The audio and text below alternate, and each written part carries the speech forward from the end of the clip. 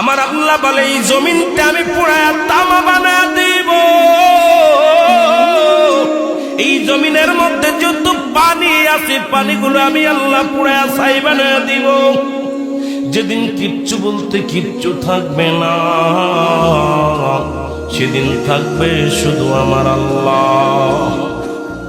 আজকে কার জন্য সুদ খাও, কার জন্য ঘুষ খাও, কার জন্য ব্যভিচার করো, কার জন্য অন্যায় করো রে মন, কার জন্য তোমরা এত বাহাদুরি করো। আরে আজকে একটা কথা বলতে গেলে কষ্ট হয়। এই জমিনটা আল্লাহ পুরায়া তামা বানায়া দিবে। এই জমিনের মাটিগুলো পুড়ে হবে তামা। এই জমিনের যত পানি আছে পানিগুলো পুড়ে হবে ছাই। এই দুনিয়ার মধ্যে কিচ্ছু যেদিন থাকবে না, ওই তুরস্কের কত বাহাদুর, কত টাকাওয়ালা মিনিটের মধ্যে 30 সেকেন্ডের ভূমিকম্পে পথের ফকির হয়ে গেছে, রাস্তার ভিখারি হয়ে গেছে। আজকে তুমি দুনিয়ার মধ্যে কতই না অবস্থানি করলা, এই দুনিয়ার কিচ্ছু নিয়ে যেতে পারবা না। এই মুসলমান, 1 নম্বর মানুষের মৃত্যু হলে 1 নম্বর বিপদ হলো মানুষের মরণ, 2 নম্বর বিপদ হলো কবর, 3 নম্বর বিপদ হলো কিয়ামতের ময়দান। একবার কেন চিন্তা করো না রে মন, একবার 1 নম্বর মরণ, 1 নম্বর বিপদ হলো মানুষের মরণ। এই মরণের পেয়ালা পান করতে হবে, এর মধ্যে কোনো সন্দেহ নাই। জোরে জোরে চিল্লায় বলা যাবে না, ঠিক কিনা? হুজুর, জান্নাতের ভেতর আবার শপিং মল থাকবে কেমনে? প্রশ্ন আসতে পারে না?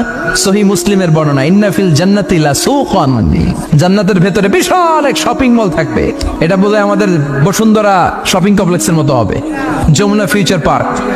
দুবাইতে যে একটা আছে বিশাল শপিং মল, মালয়েশিয়ার মিড ভ্যালি, এগুলোর মতো হবে মনে হয়। কত বিশাল যে শপিং মল হবে। সহিহ মুসলিমের বর্ণনা, প্রতি শুক্রবারে সব জায়গা থেকে বন বন করে মৌমাছির মতো জান্নাতীর ওই শপিং মলে শপিং করতে আসবে।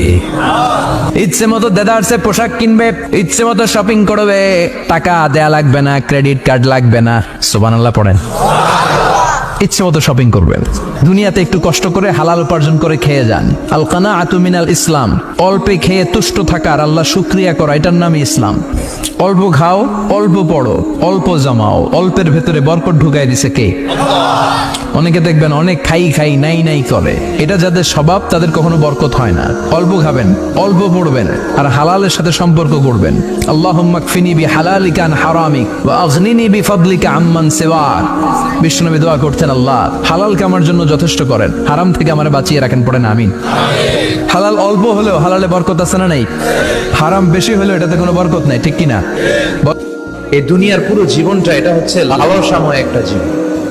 লোভ, মরিচিকা, মায়াজাল, এই মায়াজালে আমরা আটকে আছি।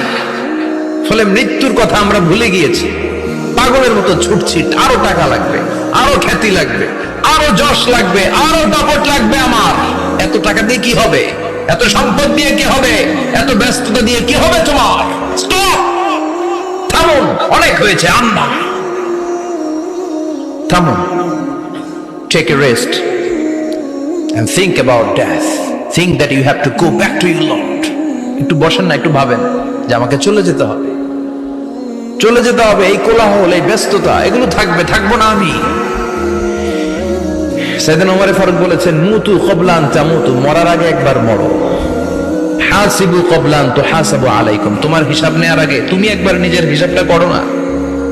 কাগজ বের করে একটু লিখো না কি কি ভালো কাজ করছিলা, যেগুলো দিয়ে নাজাতের ওয়াসিলা হতে পারে। 1 2 3, আর কি কি আকাম কুকাম করছো দেখো না।